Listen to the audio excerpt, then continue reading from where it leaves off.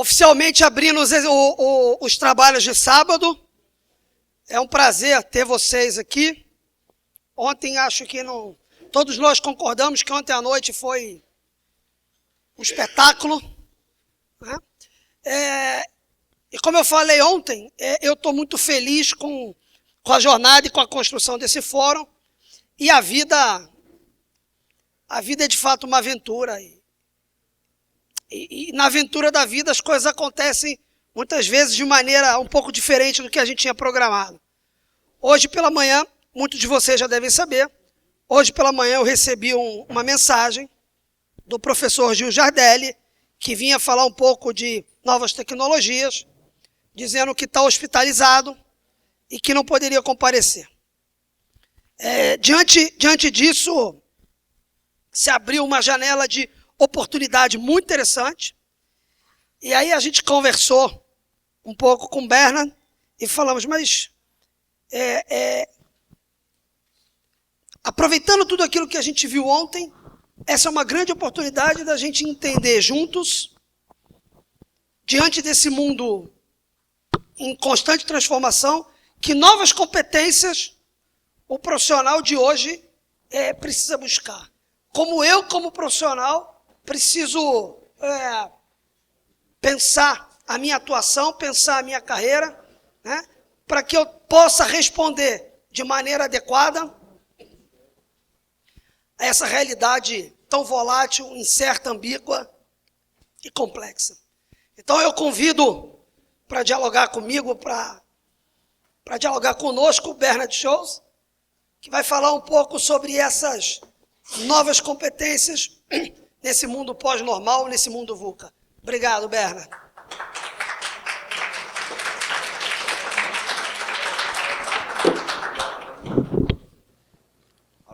Essa é a competência da improvisação.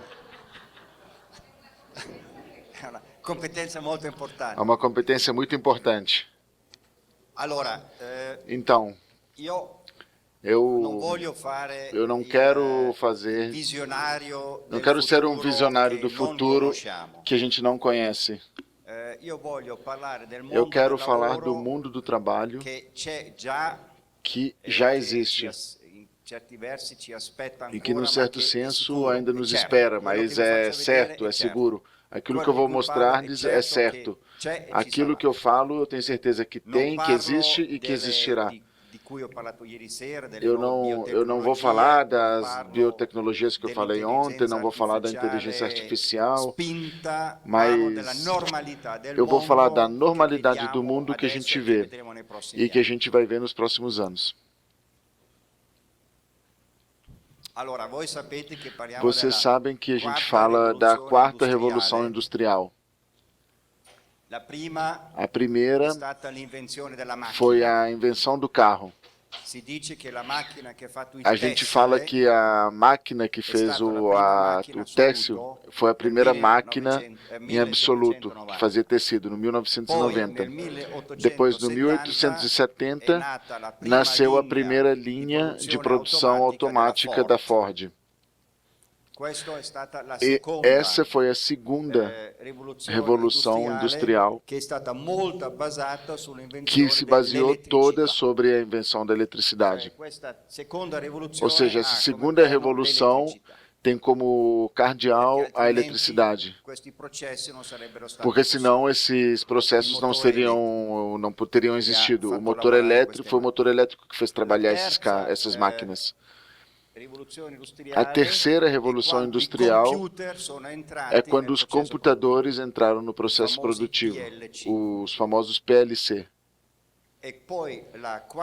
E a quarta revolução industrial, no 2011, foi formulada pela primeira vez esse termo, pela primeira vez numa feira industrial na Alemanha. E agora eu não quero perder tempo, mas eu já vou descrever no que consiste essa novidade. Essa novidade consiste no fato que a terceira revolução industrial automatizou alguns processos repetitivos e fez cálculos com base em processos previsíveis. Porque vocês têm um robô e um robô sempre faz a mesma coisa. É repetitivo. Esse é um exemplo de um produto de manufatura, de cálculo de manufatura, que calcula quais são as necessidades e as exigências de, por exemplo, a produção de um carro. Ou seja, o computador sabe quais carros, quais automóveis eles precisam produzir e ele te dá como saída quais são as peças que os fornecedores precisam fornecer. Esse todo é todo um processo previsível, calculável. A quarta revolução industrial entra no que não é repetitivo, ou seja, naquilo que a gente pensava que só um homem poderia fazer. Por exemplo, vocês têm um robô que faz um trabalho de cozinha e vocês colocam sobre a cozinha algumas xícaras e alguns vasos que precisam ser lavados. Vocês podem colocar aonde vocês querem que os computadores acham, limpam e guardam nos armários. E para a crônica, só para... Quanto tempo eu tenho? 1 hora. Tá ok. Não, porque tem muitas coisas para dizer. Vocês sabem que um dos drivers mais importantes para a robótica não repetitiva são as pessoas velhas no Japão. Porque as pessoas idosas no Japão, elas são sozinhas. E se desenvolvem robôs que fazem trabalhos de cozinha, de limpeza. E agora eles estão desenvolvendo robôs que colocam as pessoas na cama, que as lavam, que as limpam, que fazem todos esses tipos de trabalho. Porque esses idosos são sozinhos e muitas vezes não têm capacidade, condições nem de se lavar sozinhos. E existem robôs antropomorfos que têm também umas luvas que têm uma sensibilidade de uma pele humana e tratam as pessoas assim, para vocês entenderem aonde nasce a exigência. Visto que o Japão tecnologicamente é muito avançado, ele já começa a fazer essa automatização não repetitiva. Depois existem algumas pessoas que enfim, desenvolvem até cachorros automatizados e no lugar de comprar um cachorro verdadeiro, porque você tem que levar ele para fazer xixi, então você compra esse cachorro robô e fica em casa. Mas você tem pelo menos um cachorro em casa. E depois a inteligência artificial. Eu faço um exemplo... vou fazer um exemplo... Mais tarde vou fazer um exemplo de inteligência artificial. Agora vamos entrar, vamos ver o que acontece na manufatura. Ou seja, uma fábrica inteligente, como funciona. Aqui a gente tem 15 itens, né? Eu não vou falar de todos, só vou mostrar 4 que me parecem ser os mais importantes, porque todos são, quase todos eles se baseiam na inteligência artificial. Só vou fazer alguns exemplos, que senão a gente vai perder tempo. Next Generation Manufacturing System. Por exemplo, se vocês forem no site web, vocês fazem um pedido de um carro. E vocês acham que um automóvel, se vocês escolhem entre cor, tecido, motor, todas as opções, ou seja, por um automóvel comum, normal, vocês chegam a 9.000 diversidades de construção. Isso era impossível até hoje. Hoje a gente consegue fazer. Porque o que acontece? Vocês estão na web e vocês compõem o carro. Um computador na nuvem, ele recebe todas as informações.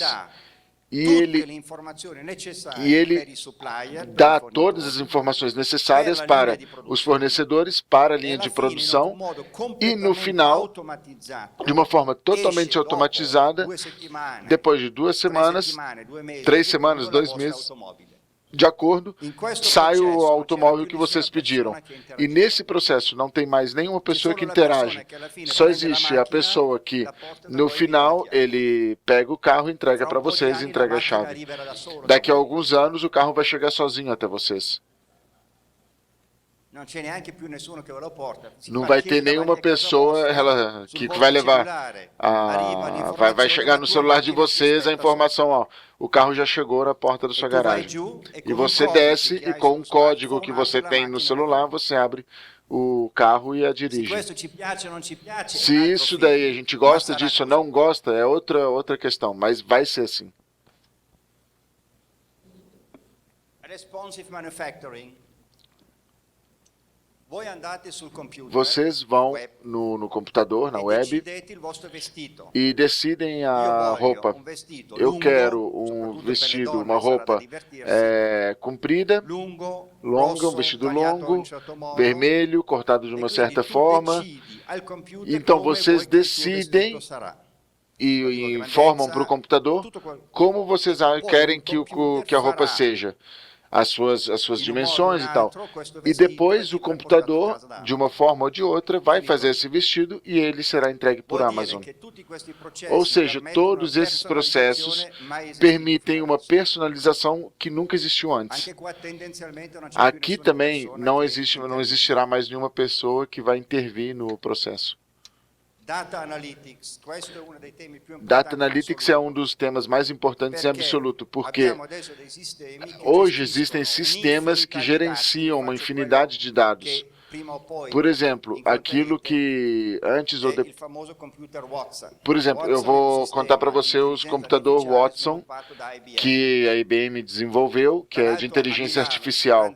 Inclusive, em Milão, o maior centro de pesquisa da IBM sobre esse tema. Ou seja, daqui a alguns anos vocês têm um problema, vocês passam mal, têm dor de cabeça, o braço se move mal, vão no pronto-socorro.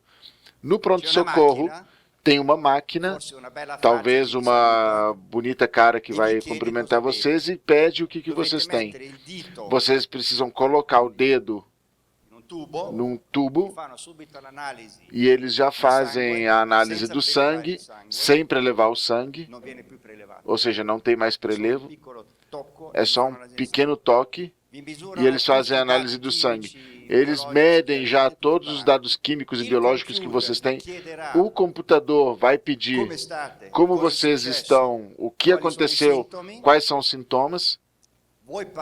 Vocês falam e respondem a esse computador. Esse computador vai pegar as informações, ele vai comparar as informações com milhares de dados que já estão imputados no computador e vai fazer um diagnóstico. E esse diagnóstico vai ser enviado para o médico, porque, por lei, ainda esse diagnóstico tem que ser aprovado pelo médico, mas a probabilidade que esse diagnóstico seja correto é de 99%. Esse é um tema, depois esse tema tem milhares de aplicações, mas eu te digo qual é a mais interessante para o nosso futuro. Ou seja, a probabilidade do diagnóstico ser mais correta do que o médico faz é muito mais elevada, porque o médico tem muito menos casos de comparação do que o computador. Porque esse computador, eles vão aprendendo, porque o seu caso, ele é registrado no computador, e o computador elabora todos os seus dados, e esses se tornam uma outra fonte de dados, porque toda inteligência artificial são sistemas que eles aprendem, não são sistemas estáticos. Depois tem todos os temas dos sensores. Por exemplo, nos carros de vocês já tem vários sensores para estacionar. Por exemplo, vou fazer um exemplo agora, que já é bem revolucionário e muito importante para o futuro. A utilização dos sensores na agricultura. Se vocês hoje têm algumas plantações, algumas serras, os sensores que foram difundidos no território, eles dizem exatamente quais são as necessidades da planta, ou seja, quanta luz, quanta água, quanta umidade, e consegue regular o sistema. É tudo automatizado. E eu conheço, uma noite eu conheci uma serra assim, perto de Florença, e você tem uma economia de água de 90% com esse sistema. Porque tudo toda hidratação, irrigação, ela é toda automatizada e medida, mensurada para que não haja nenhum desperdício. Ou seja, esse agricultor, ele economiza entre 80% e 90% de água. E depois se economiza uma infinidade de produtos químicos, de nátrio, enfim, dos fertilizadores, porque na verdade é tudo muito pontual e é bem localizado, então não é desperdiçado, é na raiz da planta. Então esses são só alguns exemplos, mas eu quero, no Data Analytics, eu quero fazer mais um exemplo. Nos Estados Unidos, existe um seguro que tem milhares de inscritos que a usam e só trabalham 11 pessoas. Como isso funciona? Você pega o seu smartphone e fala, eu quero virar um segurado. Você dá todos os seus dados, como hoje um banco eletrônico, um Nubank, e você paga e você já está segurado. Mas agora chega a coisa interessante. Você, por exemplo, roubaram o seu computador e você já é um segurado. Ou seja, você chama o seguro e diz, me roubaram um computador. Agora, você acha que vai falar com o computador, mas não, você fala com o robô. E o computador, ele faz muitas perguntas para entender se o computador foi de fato roubado, para entender se você está falsando ele. Aí ele pergunta, quando você comprou, onde você comprou, onde você deixou? E faz uma análise da modalidade com a qual você fala. Porque se você fala pausadamente, se a sua voz não é clara, ele começa a suspeitar de que você esteja mentindo. E começa a fazer perguntas cruzadas. A probabilidade que o computador revela se é verdade ou não é verdade aquilo que você está dizendo é 90%. E o 10% de erro já é calculado na tarifa que você paga. É um risco totalmente calculado, que o 10% é fraude. Mas daqui a pouco vai se chegar a muito menos do que 10%. Agora, qual é o ponto? Então não vai ter mais trabalho. Claro, não vai ter mais trabalho desse tipo, mas vai existir todo um outro trabalho. Porque para programar tudo isso, para construir esses sistemas, para difundir esses sistemas, vão ser necessárias muitas pessoas, que porém fazem um trabalho de uma natureza diferente, ou seja, programar, tentar ou seja, eu vou fazer um exemplo. Para poder aprender, com que um computador aprenda a fazer essas perguntas do seguro, você precisa ter pessoas muito inteligentes que ensinem o computador a fazer essas perguntas. O computador por si só ele não consegue fazer essas perguntas. Se você quer organizar um sistema do Responsive Manufacturing, você precisa ter uma organização impressionante, alguns tecidos, cores da cadeia de produção, ou seja, tudo isso tem que ser muito organizado e muito estruturado. E qual é a verdadeira notícia? Não é que não vai ter mais trabalho, mas vai ter um trabalho completamente diferente. Ou seja, então, eu queria mostrar para vocês as 10 competências transversais que nasceram dos vários órgãos, Unesco, e que convergem no fato que no futuro quem trabalha precisará dessas 10 competências. E agora eu vou mostrar uma por uma. Mas eu vou fazer uma premissa. Vamos olhar elas individualmente, mas no final, quando a gente vai olhar elas no conjunto, a gente precisa entender que não é a individual competência, o verdadeiro desafio, mas o conjunto das competências na pessoa. Porque aquilo que é importante é o mix dessas competências, a integração dessas competências. Essa é a mais banal. É preciso ter competências digitais de base. E acho que isso é tão óbvio que vocês entendam, mas, ou seja, a gente precisa entender, saber como se usa um celular, aquele pouquinho de programação, para quem vai mais na frente, então isso a gente tem que ter. Mas a coisa estranha é que os nativos digitais, eles já têm isso no sangue. Porque é tão intuitivo que eles quase aprendem sozinhos a usar essas coisas. Eu não sei se vocês sabem no YouTube, mas tem um filmato muito interessante que um garoto, um bebê chega gatinhando na frente da televisão, ele não sabe ainda caminhar e tenta aumentar a televisão, porque ele acha que é um iPad. Então a gente está acostumado que esse mundo, que eles crescem assim. Mas essa é a parte menos interessante porque é um pouco óbvia. Esse é muito menos óbvio. A capacidade de resolver problemas juntos, de uma forma colaborativa. Porque a nossa cultura, por agora, ela sempre ensinou que quando existe um problema, ele precisa ser enfrentado sozinhos. Mas o fato de que quando existe um problema, você pergunta ajuda, você pede ajuda, um suporte, você se compara, isso não é óbvio, não é habitual. Por quê? Porque nós estamos muito acostumados a ver nas nossas capacidades de desenvolver os problemas, de resolver os problemas na autoafirmação. Eu tenho capacidade de resolver o problema, eu resolvo o problema. E isso nos parece um de menos, um a menos, ou seja, quase uma humilhação se para resolver um problema eu preciso pedir ajuda.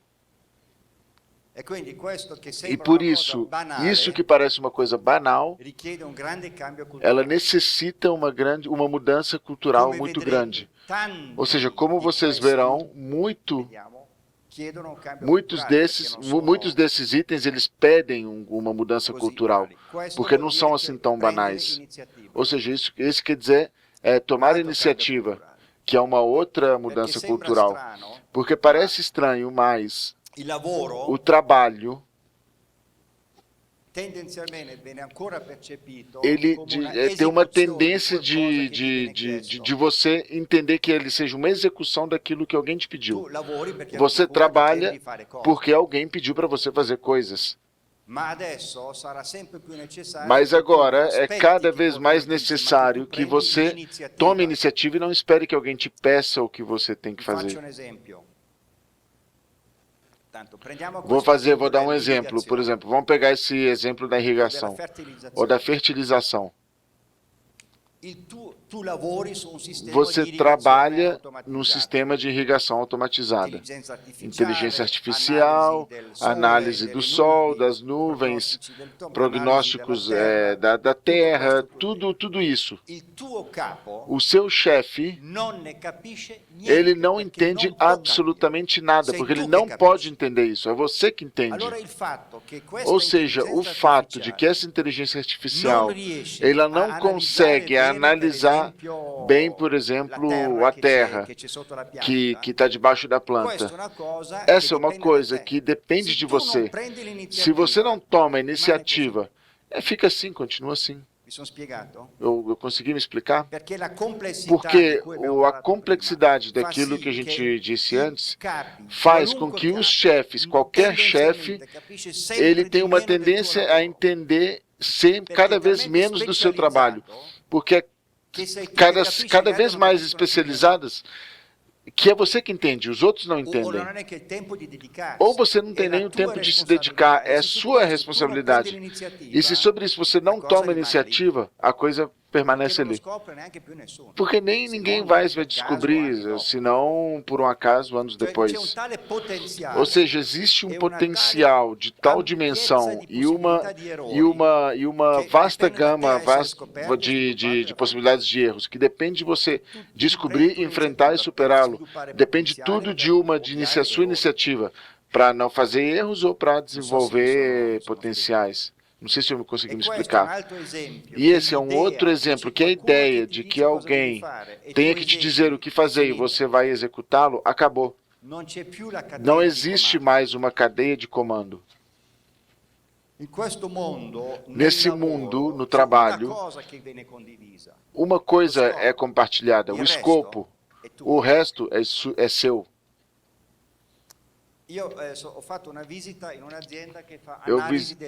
Eu visitei uma empresa que faz análise do DNA.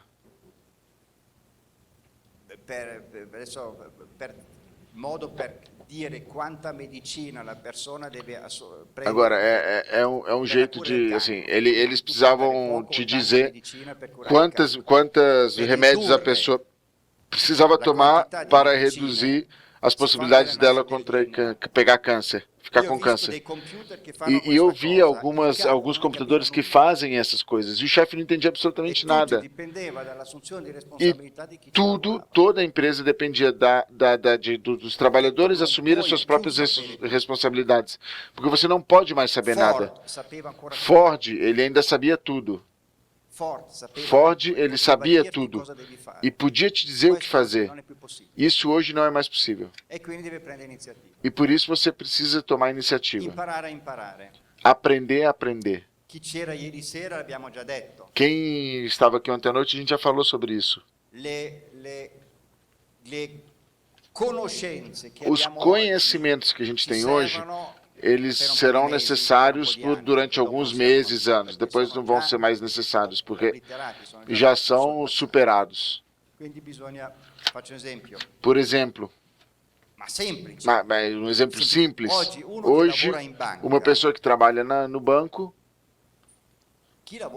quem trabalha no banco, ele precisa ter a competência de gerenciar aquilo que uma vez ele fazia de forma muito repetitiva com sistemas informáticos. E esses sistemas informáticos, eles são em contínua evolução. Porque o home banking que a gente usa, do outro lado, necessita de novas competências para quem trabalha no banco. A gente também precisa de novas competências. Então, a gente precisa aprender de contínuo. Então, não estou falando dos sistemas máximos, eu estou falando de pessoas que trabalham no banco como empregados.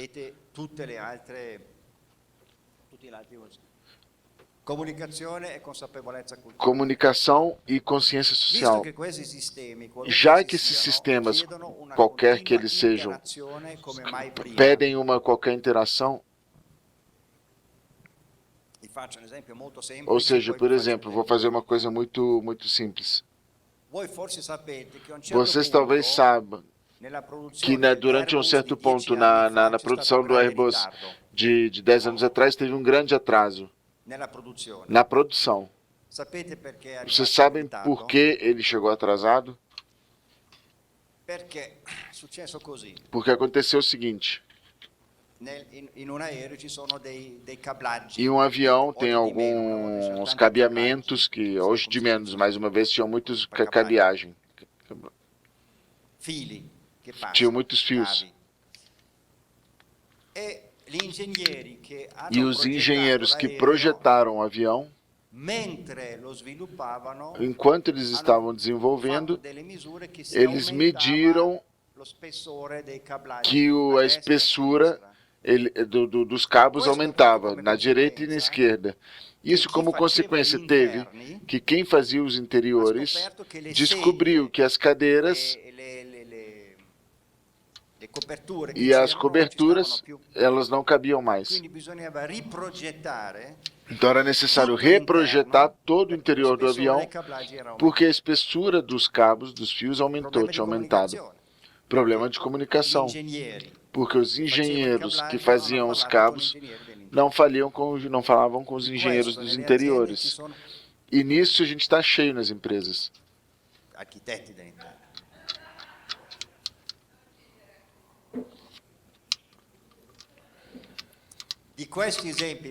Desses exemplos eu posso falar um monte, porque quando mais o trabalho se especializa, mais aumenta a necessidade de comunicar entre os especialistas. Um hospital, por exemplo, depois do incidente, tem aquele que é o ortopedista, tem o cara que faz o pulmão, tem o cara que faz a cirurgia. Se eles não se falam, é um problema. E muitas vezes eles não se falam, infelizmente.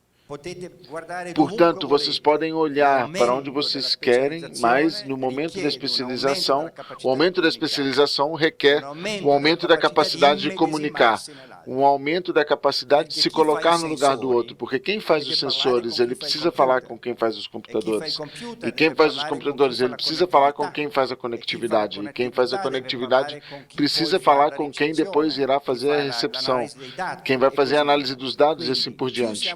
Por isso, mais a gente se especializa, mais a gente precisa comunicar.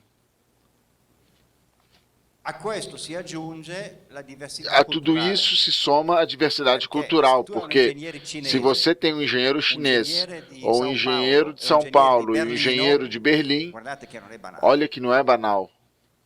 E se eu não levo em conta, em consideração, essa diversidade, eu também posso criar grandes problemas. Por isso, a gente precisa começar a interagir na diversidade cultural. Porque senão o trabalho ele se torna uma pretensão. Eu pretendo que você trabalhe como eu quero, mas talvez a sua cultura seja muito diferente. E por isso a capacidade de se colocar no lugar do outro e ainda mais quando tem um contexto cultural diferente é fundamental. Eu vou fazer outro exemplo nessa diversidade cultural, mas para o final. Resiliência. Essa é uma palavra muito de moda. Vocês sabem o significado? Que vem da física. A resiliência é a capacidade de um metal de voltar na sua forma original depois de ter tido impacto externo. E essa palavra da física foi introduzida no mundo dos soft skills por uma razão simples. Enquanto você trabalha, é inevitável que você tenha contragolpes. O mundo ele não vai como você quer. E diante desse fato, muitas pessoas reagem com raiva, se lamentando, ou então com resignação. Isso quer dizer que na substância o problema cria um dano, gera um dano para a pessoa. Na colaboração e depois também no resultado. A resiliência é a capacidade de enfrentar de forma positiva um contragolpe negativo. Isso requer uma posição humana muito importante, porque a tendência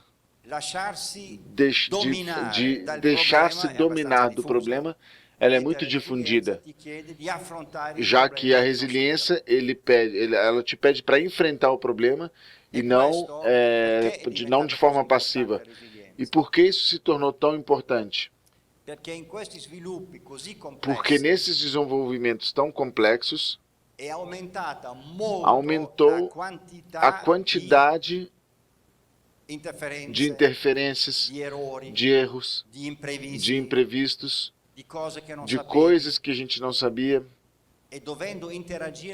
E tendo você que interagir com todas essas pessoas para poder desenvolver esses mecanismos que geralmente são compostos de grandes times, é inevitável que de vez em quando exista um conflito, ocorra um problema. É inevitável. Porque quando você trabalha sozinho, ou com um pequeno grupo, é menos provável que isso aconteça. Lá aconteça também, mas é menos provável. mas nesses outros contextos é muito frequente. Por isso, visto que a gente trabalha com tantos grupos juntos, com tantas pessoas que interagem, a resiliência se torna uma coisa importante. Inteligência social quer dizer que vamos pegar a palavra inteligência. Quer dizer ler dentro. Ou seja, eu tenho que me tornar cada vez mais capaz de ler em um contexto social o que está acontecendo e por que está acontecendo. Por exemplo, de manhã eu entro no escritório e vejo que o clima não está bom.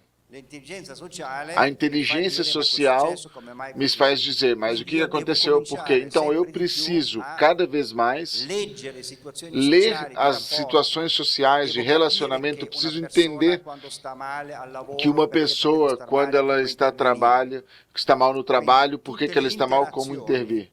Ou seja, todas as interações, eu não preciso mais vivê-las by the way, mas eu preciso entendê-las e saber como enfrentá-las. E já que nesse mundo as pessoas trabalham cada vez mais juntas, por exemplo, se vocês vão hoje em um qualquer escritório, aonde se desenvolvem esses sistemas que eu disse, vocês veem centenas e centenas de pessoas que trabalham juntos, mas centenas de pessoas. E vocês sabem que trabalhar junto não é banal, não é fácil. Por isso eu preciso ter uma inteligência social de fato desenvolvida. Criatividade quer dizer que eu preciso ter a capacidade de fazer alguma coisa de diferente. Aqui também vamos sair das lógicas de que alguém me disse o que fazer. Ou seja, quais são os potenciais? Pensamento crítico. Isso quer dizer que eu, de contínuo, preciso ter a capacidade de verificar se aquilo que a gente está fazendo está na estrada correta ou menos. Vou dar um exemplo. Se vocês, na programação de uma cadeia de montagem completamente automatizada, fazem um erro no começo, que ele vai se propagar dentro, e você só descobre depois de 2 meses, você perdeu 2 meses, porque você precisa voltar atrás e fazer tudo de novo. Então é preciso uma leitura crítica daquilo que eu estou fazendo. De contínuo eu preciso verificar se aquilo que eu estou fazendo corresponde de fato ao que eu desejo. E preciso também da capacidade e do hábito de me fazer criticar, ou seja, de submeter a outros um juízo crítico sobre o que eu fiz. Porque se você faz uma programação no final, você precisa ir no outro e dizer, e aí, tá bom? E o outro te diz, não, é uma merda. E você não precisa ficar bravo, você diz, tudo bem, eu vou mudar. E isso é um outro tema que é um pouco parecido com o problem solving colaborativo, que a gente não gosta muito disso. Flexibilidade. Quer dizer que eu preciso ter capacidade de mudar, por todas as razões que agora eu não quero mais dizer. Agora são todos os 10 juntos. Claro, eu poderia tirar um, colocar outro, mas é uma tendência. Se vocês olham qual é o denominador comum de todos esses, é aquilo que eu tentei dizer ontem. É muito paradoxal. Ou seja, mais o mundo se torna interligado, mas as pessoas que trabalham dentro, elas precisam estar conscientes. Acabou-se definitivamente a era da execução, não existe mais. Por quê? Você disse complexo, ambíguo, imprevisível e rápido. Naquele mundo, não vai ter mais nenhum chefe que pode te dizer o que você tem que fazer no específico. Você precisa saber disso. O chefe, ele pode te dizer aonde chegar, mas não pode mais te dizer como fazer. porque ele não tem essas competências. Mas já no mundo de vocês, por exemplo, ontem vocês fizeram as obras gêmeas, vocês já ouviram falar isso? No mundo do social, onde isso parece que não exista, mas com o aumento das modalidades de terapia, com o aumento das diversidades de diagnósticos, das terapias, como você consegue dizer a um educador exatamente o que ele precisa fazer? Você precisa alinhar com ele um percurso de máxima, mas depois cabe a ele. E ali, nesses casos, isso é exponencial.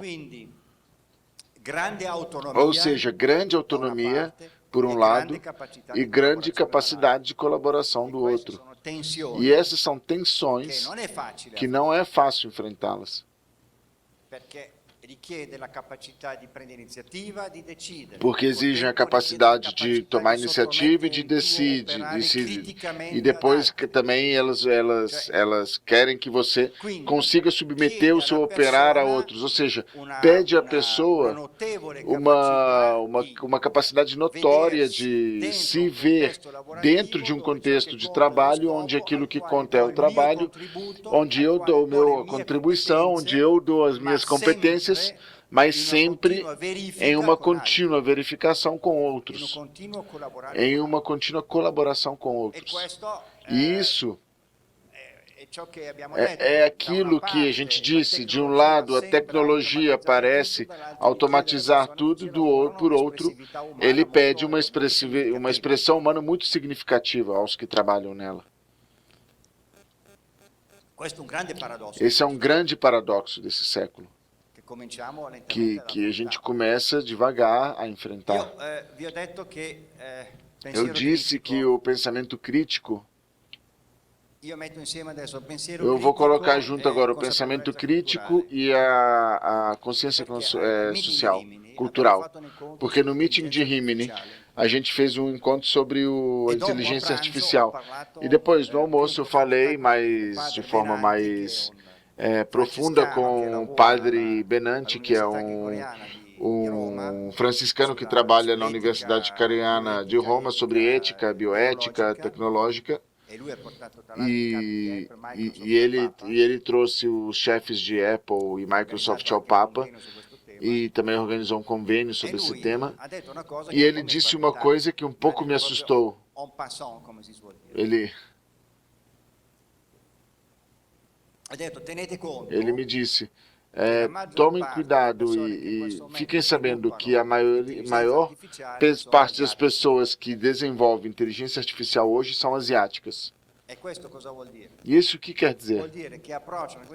Quer dizer que eles abordam esses temas como outra cultura, ou seja, eles não têm um background ocidental e da América Latina e nem da América do Norte, é um outro feeling. Não tem muitos critérios, não tem os critérios valoriais que a gente tem. E por que eu estou dizendo isso? Porque faz parte do pensamento crítico e faz parte da consciência cultural olhar a modalidade com a qual esses instrumentos eles vêm utilizados. Que implicações isso tem? Que nós, não quero repetir todas as coisas que eu disse ontem, mas precisamos ter uma consciência muito grande do escopo ao qual nós queremos submeter esses componentes. Ou seja, a gente não pode ser naif, a gente não pode ser tecnófobos, mas precisamos ter a consciência que todos esses instrumentos têm um impacto social, têm um impacto cultural. É banal que se você não vai mais no banco, não vai mais no seguro, você não vai mais para alugar o carro de forma física. O avião você escolhe só usando o smartphone. A interação mudou. Você não vai mais na livraria porque chegou a Amazon. Você não compra mais as coisas normal porque... Ou seja, vocês entendam que o mundo muda. Mas isso ainda é relativamente simples para ser enfrentado. Mas quando da un certo punto di vista, de um certo ponto de vista, faccio un esempio. por exemplo, vou dar um exemplo aqui agora. Ci sarà fra poco, Daqui a la pouco possibilità che ti mettono un chip da qualche parte. existe a possibilidade de que eles vão colocar um chip de algum lugar do corpo e vão te dizer a probabilidade que você vai ter um infarto, um aneurisma, um cálculo renal, alguma coisa é tanto. No final, você vai olhar no smartphone e vai dizer, meu estado de saúde é isso, mas isso vai saber também o seu seguro. E aí o seguro vai dizer, beleza, então o preço é tanto, porque eu sei qual é a sua saúde. Como vai ser saúde. Hoje, a China ela controla suas interações sociais e diz, se você se ocupa dos seus parentes, se você faz um certo trabalho social, a gente aumenta para vocês a possibilidade de ter acesso a um sistema sanitário privilegiado. Se você não faz isso, você abaixa a sua possibilidade de ter uma pensão de certo tipo. Ou seja, esses dados eles são utilizados por um controle social. Ou seja, na saúde, principalmente no comportamento social, existem dois elementos nos quais existe uma transparência quase que sem nenhum filtro. Ou seja, a gente quer isso. Eu não sei se a gente quer isso. Eu não quero isso. Mas a gente vai intervir ou a gente deixa correr? A esse ponto, a gente vê a questão que quem trabalha nesses âmbitos ele tem que ter uma consciência muito grande do escopo pelos quais isso vem utilizado. E isso sai dos soft skills que a gente falou até agora, mas se torna um problema cultural verdadeiro, porque a tecnologia ela tem um impacto. E isso tem a ver com todos, não só com quem trabalha. E por que eu estou dizendo isso? Porque a todos nós é pedido uma outra competência além disso. Uma competência de saber o que nós queremos de fato para a nossa vida. Porque, como eu lembrava antes, já que esses instrumentos não são neutrais, alguns têm um impacto maior, outros têm um impacto menor, mas a gente não pode viver nesse mundo sem que tenhamos a consciência de nós mesmos. Ou seja, esse mundo nos pede uma consciência de nós mesmos. Porque senão ela avança e a gente vai acabar se tornando escravos de um sistema que vai nos levar não sei aonde. Então, eu colocaria uma 11ª skill, que seria tomada de consciência. Tomada de consciência. O que eu quero para a minha vida, o que eu quero para a vida dos meus, para ser de fato capaz de enfrentar essas questões. Esse é um problema cultural. Eu paro por aqui. Eu queria um instantinho me ater a esse slide e ao que você falava, Bernard. Porque, como um profissional de recursos humanos, esse é o tema que muitas vezes passa pela minha vida. Né? Que competências desenvolver numa determinada realidade para poder ajudar uma determinada organização a alcançar seus objetivos.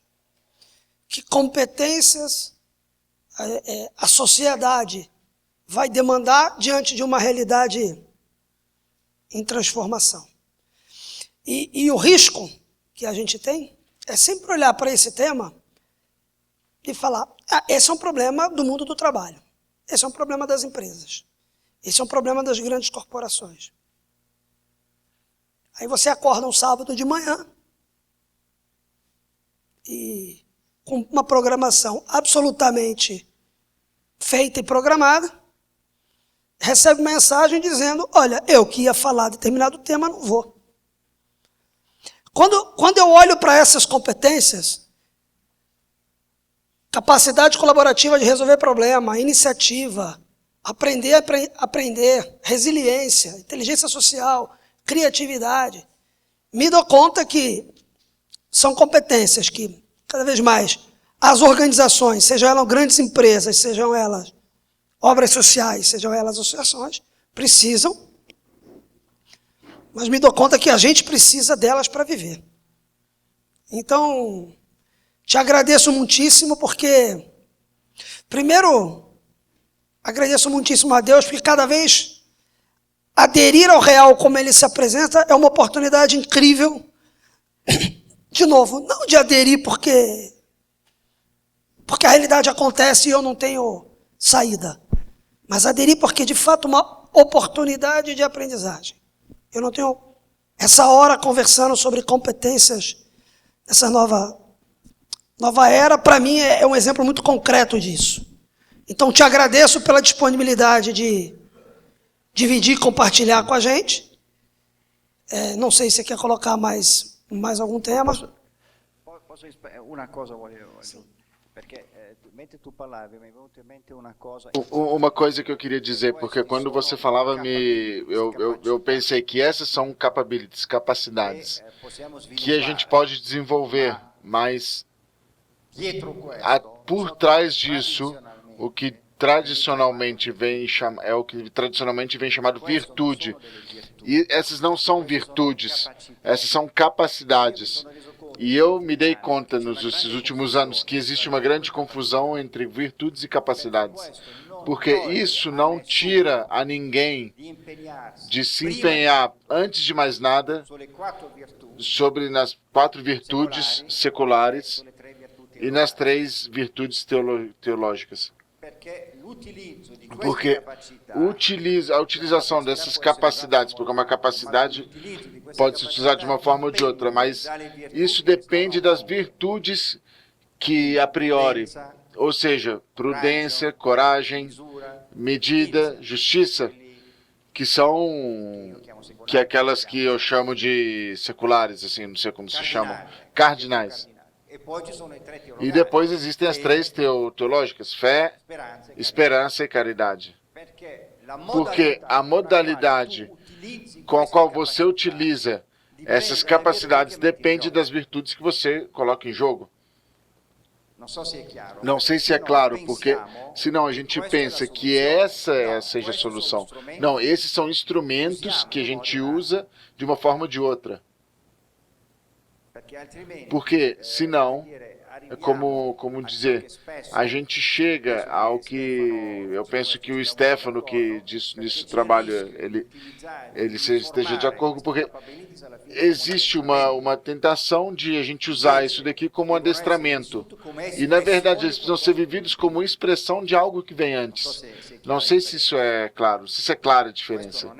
Isso não é um condicionamento, um treinamento, para dizer assim.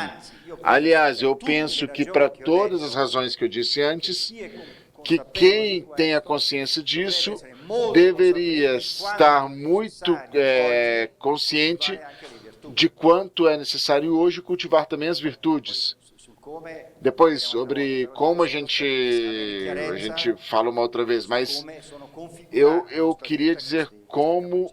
isso é só para mostrar como essas capacidades estão configuradas na nossa vida. E agora a gente vai... eu não ia terminar sem espaço para pergunta. Eu tive vontade de perguntar, imagino vocês. Então vamos abrir rapidamente espaço para perguntas.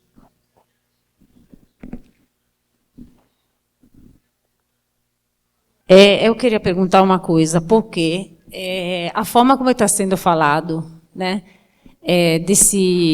dessa perspectiva do mundo do trabalho, choca um pouco com a minha realidade de trabalho e de vivência, né? Então, surgiu a minha pergunta. Eu trabalho na periferia da periferia da periferia da periferia.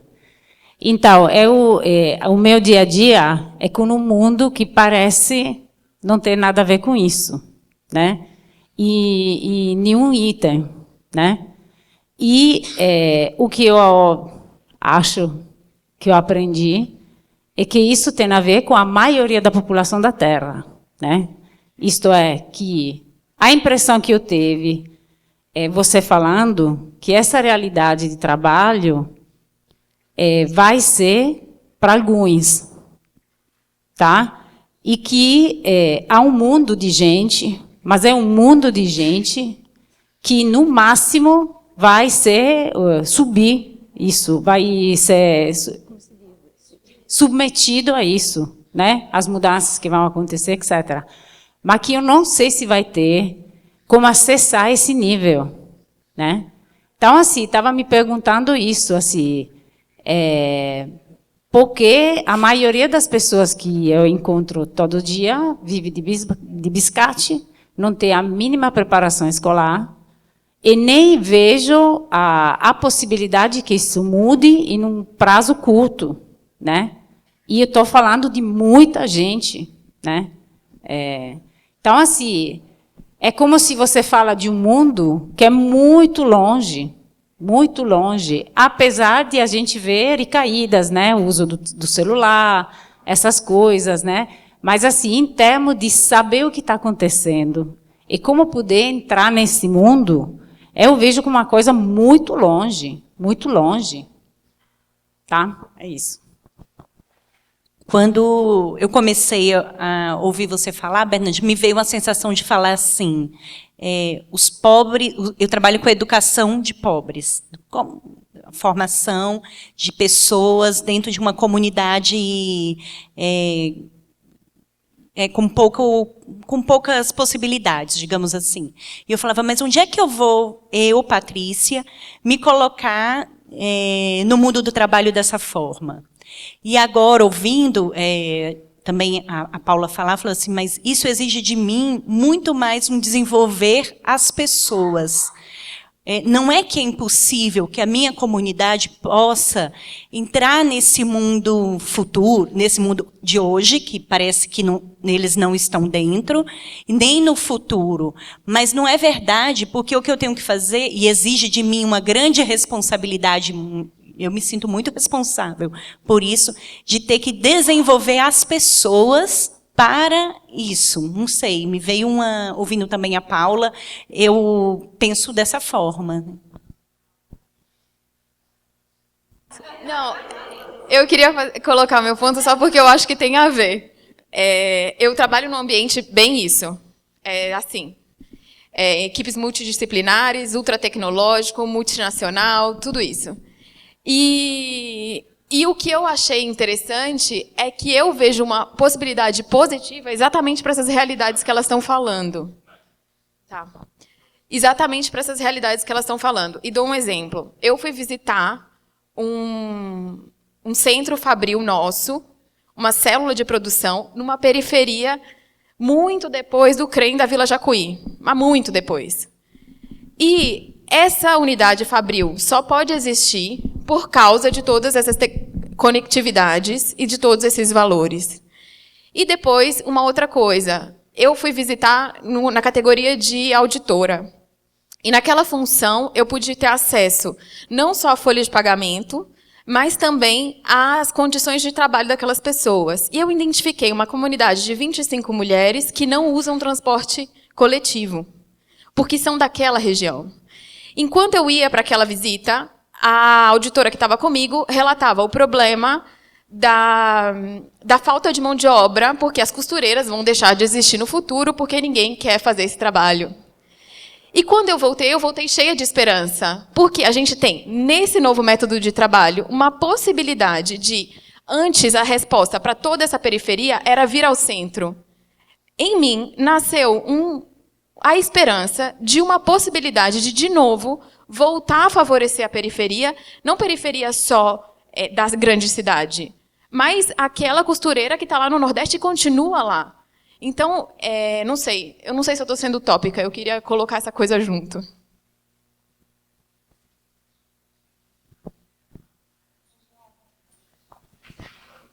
Antes, só um pequeno parênteses que diz respeito ao que foi conversado ontem. Eu me tornei recentemente professor, né? E ainda mais recentemente professor de ensino médio, coisa que eu não sonhava fazer e nem queria, mas acabei tendo que ser resiliente e flexível e assumir esse tipo de função. Mas um parênteses documentando que uma grande empresa química lá na região onde eu trabalho bateu na porta do Instituto Federal, onde eu sou químico, trabalho com ensino de química, e justamente oferecendo ajuda para a formação dos alunos. O que eles deixaram muito claro que não faziam isso por caridade, mas é porque eles não conseguiam mais contratar ninguém. Ninguém mais servia para a indústria. Então eles falaram, a gente ou senta e chora, ou tenta fazer alguma coisa para formar gente, porque a gente não consegue mais mão de obra. Tá nesse ponto, né? E agora, juntando com o que se falou agora, eu nunca estudei pedagogia, didática, essas coisas, nada. Eu virei professor, né? E eu sinto que existe uma fratura aí entre o que a escola pretende e quais são as necessidades que se apontam. Ela está na ponta extrema, depois vem ela e depois vem eu, porque o meu público, já que é uma instituição federal, tem uma certa seleção para entrar, então eu, apesar de achar que todos têm uma formação, quando chego, bastante sofrível, está bem melhor do que lá e melhor do que lá, né? E os meus colegas, ninguém tem essa clareza. Existe uma confusão muito clara entre o que é virtude e o que são as competências, portanto, existe uma confusão entre qual é o papel da escola e qual é o papel do professor. Então, acaba-se tentando dar aos alunos uma formação que ninguém sabe para onde vai, para que é, e que tipo de... O que é o papel da escola e o que eu devo oferecer a esses meninos, né? Eu dou aula no ensino superior também, né? Prefiro ali porque esse tipo de problema fica um pouco mais reduzido, né?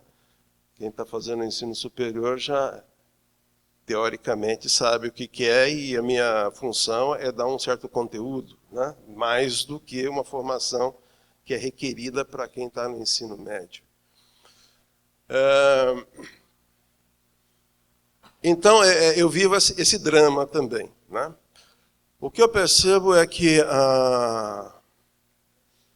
entre eu e vendo meus colegas, é que a necessidade de um sujeito é que é fundamental. Quer dizer, quem ensina, se não tem uma consciência de si e daquilo que é humanamente necessário, acaba tendendo ao que é mais confortável. Até porque os estudantes hoje, na cultura em que vivem, na cultura do celular, e nas agendas, que parece que estão sempre pairando sobre todos, quer dizer, as conversas, aquilo pelo qual eles empenham as energias e lutam, parece que são agendas que são pré-determinadas por uma cultura que já está aí. Quer dizer, estão todos com a cabeça em cima de feminismo, de igualdade, mas um conceito de igualdade que é falso, né? Então parece que a gente está numa armadilha. Está numa armadilha que eu realmente não sei como sair. Eu tento fazer o meu melhor, ensiná-los a observar a realidade ao entorno e observarem a si mesmos. É o que eu tento fazer. Mas parece meio gigante esse problema, e eu realmente acho que não é uma questão de técnica de como superar, né? Mas é uma questão humana que eu vejo extremamente difícil de ser enfrentada, né? Difícil porque não é que tem uma saída. A gente não tem um esquema. Não existe um esquema.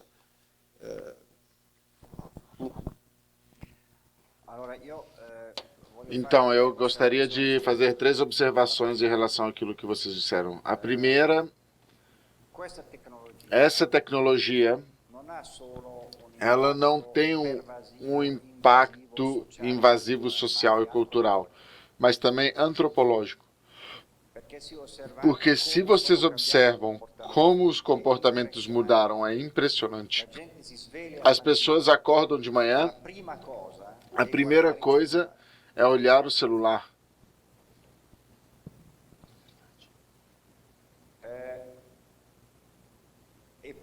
E depois acrescenta-se uma coisa che forse è la più drammatica, que talvez é mais dramática, non si capisce que più não la se differenza entende tra mais a informazione diferença entre informação e conhecimento. Posso fare altre osservazioni, ma questi Depois eu posso fazer outras observações, mas essas duas bastam para eu dizer quanto o risco de saber tudo sem saber nada e quanto é grande o risco de estar tão distraído de si mesmo, de não saber mais nem quem você é dentro desse mundo que continua te invadindo. E esse é um problema educativo, você falou de educação, que tem a ver com todos. Porque nunca antes a tecnologia chegou no coração da pessoa como nesse momento. E isso requer uma educação, também uma educação pessoal, uma autoeducação de cada um para que não nos deixamos determinar por essas coisas. E isso tem a ver também com as periferias das periferias, porque se você for na África, não tem comida, mas cada um tem celular.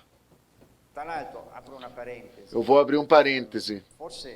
Talvez, normalmente, quando na história vocês têm um desenvolvimento integral, ou seja, chega na agricultura, depois na indústria, depois vai para a infraestrutura e assim por diante. Hoje, a tecnologia, ela faz pulos. Vocês talvez não saibam, mas sabem uma das cidades mais digitalizadas na Europa, onde a prefeitura, toda a mobilidade, os serviços públicos e os ônibus, os bondes, tudo é completamente digitalizado, se chama Tirana, Albania, não Berlim ou Paris ou Londres. Porque do zero, eles chegaram, os engenheiros, colocaram uma grande infraestrutura digital e foi. Porque o digital te permite de entrar num contexto qualquer, de qualquer nível, e implementá-lo. Ou seja, não tem mais necessidade de nenhum pressuposto de nenhum tipo. É impressionante esse fato. Porém, o que ocorre? Ocorre uma educação cultural, do utilizo correto dessas coisas. Segunda observação. É verdadeiro que esse mundo é muito longe de você, do seu mundo, mas os garotos que eles trabalham, se eles querem se formar um dia, eles precisam trabalhar assim. E por isso, preparar os garotos para esse mundo, eles precisam de uma educação de um certo tipo.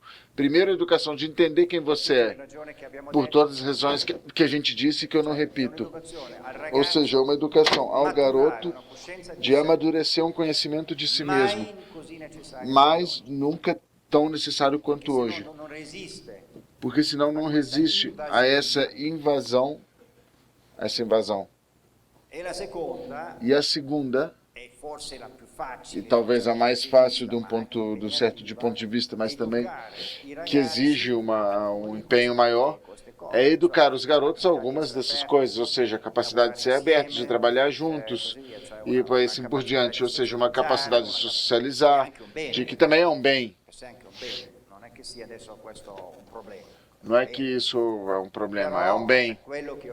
Porém, por aquilo que eu fiz a junta, baseado nas virtudes, com base nas virtudes, e não numa instrumentalização da própria pessoa em relação a um projeto econômico-cultural. Não sei se é claro. Porque você precisa ser sujeito desse processo. Você não pode dizer, eu trabalho essas competências assim eu trabalho melhor, ok? Mas isso é muito redutivo. Não. Eu trabalho essas competências porque eu posso expressar de forma adequada o que me interessa na vida nesse contexto que me é determinado, que me é dito para trabalhar. Porque o homem desenvolve uma capacidade pelo escopo, não pela capacidade em si. Porque senão seria muito pobre. Esses skills, eles não respondem às necessidades da vida. Por isso diz que antes vem as virtudes e depois vem os skills, as competências. Então, é uma educação que depois permite aos garotos trabalhar num contexto assim. E terceira observação é que é claro que essa super especialização abre uma tesoura social. Isso é inevitável, infelizmente. Porém, a gente trabalha para isso ser menos tesoura, para a gente fechar ela um pouco. Isso é o nosso empenho. Não existe uma solução mágica. Porém, se vocês escutam alguns cientistas nesses temas, eles falam linguagem que já ninguém mais entende, porque existe um divário social, um divário intelectual. Esses são mundos que não se falam mais, que são incompreensíveis por certos aspectos. E esse é um outro problema. Então, a hiperespecialização na qual a gente chegou tem um impacto cultural, social muito dramático. Mas já saber disso e tomar consciência disso é uma passagem importante, porque a mim interessa uma coisa, mas antes de tudo, antes de mais nada, que a gente precisa estar consciente daquilo que acontece, porque se a gente não tomar consciência do problema, a gente se torna de alguma forma escravos do problema e depois a gente fala sem competências e tudo mais. Mas eu digo, esse é o problema, mas a partir do momento no qual eu digo, esse é um problema, eu já começo a enfrentá-lo e não sou subjugado a ele. Esse problema da educação é um problema sério, um grande problema, e já sabê-lo, conhecê-lo já é um passo. Tanto é que o grande trabalho é aquilo da interdisciplinaridade. Porque fazer os cientistas também, se vocês pegam um filósofo, ele não fala mais com o que trabalha ali, até mesmo se eles deveriam se falar.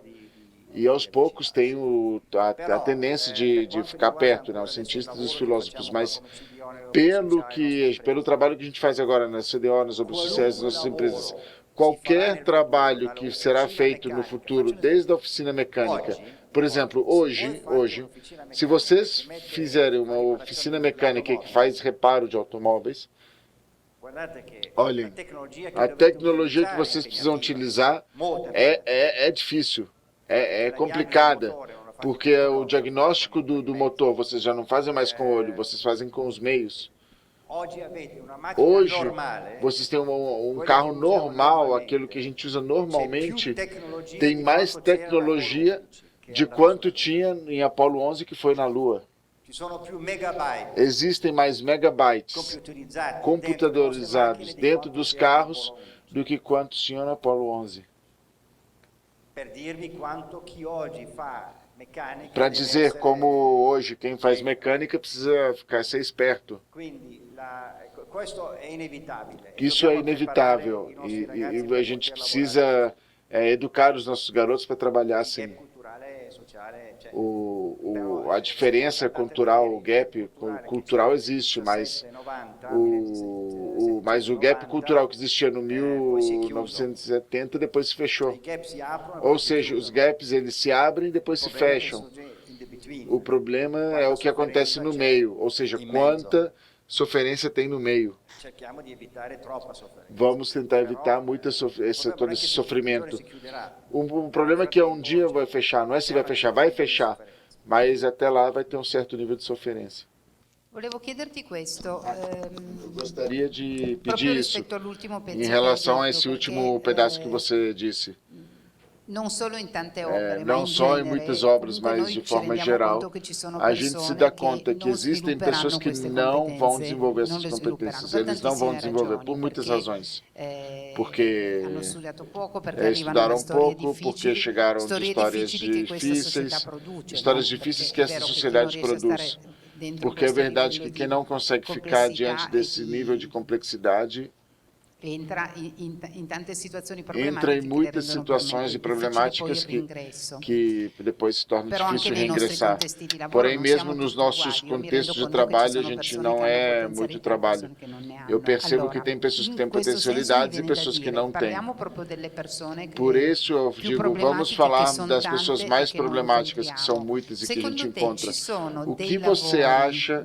Acha que existem trabalhos que, de alguma forma, vão continuar continuar sendo necessários, nos quais vai continuar prevalecendo um aspecto pessoal, digamos assim, até mesmo para continuar olhando, vamos, por exemplo, olhar, por exemplo, sempre vai precisar de um aspecto de cura da pessoa. Por exemplo, agora o aspecto assistencial, digamos assim.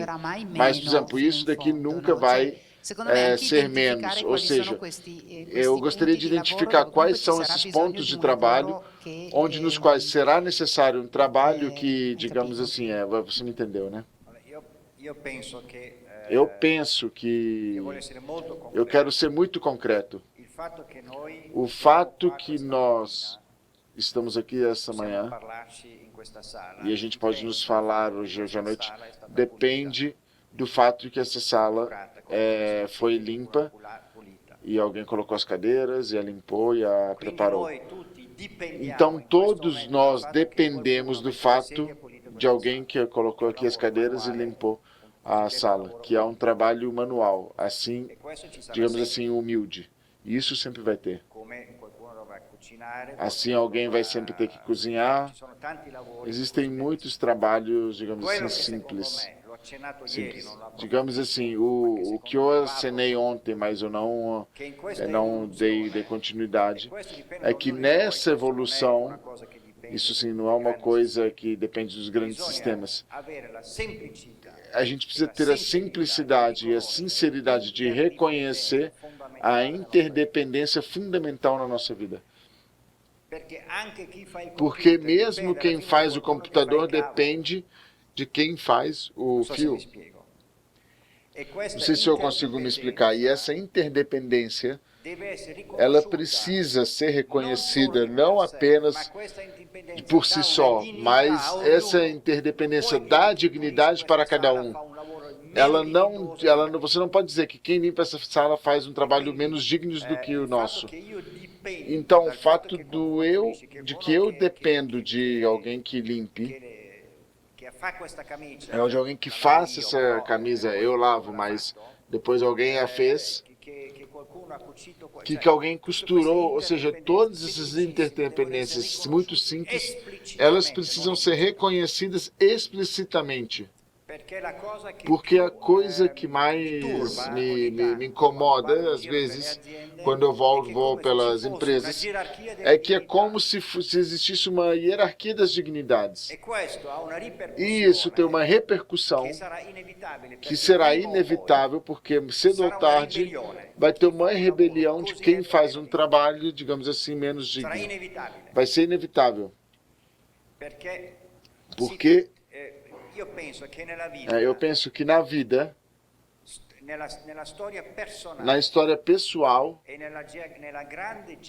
e na grande geopolítica, agora desculpa se eu faço isso, mas talvez ajude, a coisa mais terrível é a humilhação, porque a humilhação cria violência e não existe violência daquilo que nasce da humilhação. Quantas guerras, a Segunda Guerra Mundial nasceu da Primeira. Ponto. Pela humilhação. Depois você pode dizer correto ou incorreto, mas é assim. Isso quer dizer que uma humilhação cultural ou social terá efeitos devastadores se a gente não reconhece com simplicidade a interdependência que existe entre a gente. Eu vou dar um exemplo que sempre Mônica e Stefano me conhece, mas existe uma obra social que se chama Empresa. Essa faz com que garotos com problemas façam estágios nas empresas. E esses garotos problemáticos são um fator de incômodo notável. Porém, depois acontece, bem, não sempre, mas quase sempre, as pessoas que trabalham na empresa reconhecem que esse garoto um pouco perturbado ajuda todos eles a trabalhar melhor, a ser mais conscientes, a trabalhar melhor juntos, a olhar melhor o que eles fazem juntos. Por isso, eu digo isso, esse exemplo extremo, para dizer que até mesmo uma interdependência desse tipo, que você reconhece que até mesmo pessoas desajadas entram, podem ser um grande bem. E por isso, a tomada de consciência de que eu dependo não na minha identidade, não na minha autoconsciência, mas no crescimento, no desenvolvimento da minha vida, no exercício da minha vida, de outros, essa é uma tomada de consciência fundamental. E eu acredito que ela tem que se desenvolver cada vez mais se a gente precisa desenvolver essas competências de forma séria. E a boa notícia é que a geração nova está muito mais disposta a fazer isso do que a geração mais velha. Para ser específico, a geração do meu filho, que tem 27 anos, ele me levou os amigos do estudo para casa. Dessa geração, eu vi uma simplicidade de reconhecer essas coisas muito mais elevada do que muitos adultos. E isso me faz crer que no futuro, porque os garotos são mais frágeis, mas eles são mais espertos na inteligência social, que reconhece essa interdependência. Isso faz com que eu possa crer que esses problemas que existem, tá? Eles podem ser enfrentados de uma forma positiva. Porque quem limpa essa sala é uma pessoa da qual eu dependo. E por isso eu... Não sei se me explico. Se eu não começar por aí, eu não começo de lugar nenhum, eu não vou para lugar nenhum. E cada um tem o seu talento. E você não pode me dizer que um talento vale mais do que o outro. E tirando que ninguém nunca se deu o próprio talento. A um certo ponto na vida você descobre o seu talento. O seu talento, ele não te é dado para que você se sinta melhor do que os outros, mas te é dado para que você coloque ao serviço de todos. E por isso a descoberta de um talento como doação, as próprias capacidades como a doação e o reconhecimento da interdependência entre as várias pessoas é uma estrada que nos permite enfrentar essas coisas de forma positiva. Porém, os primeiros a tomarmos consciência disso somos nós.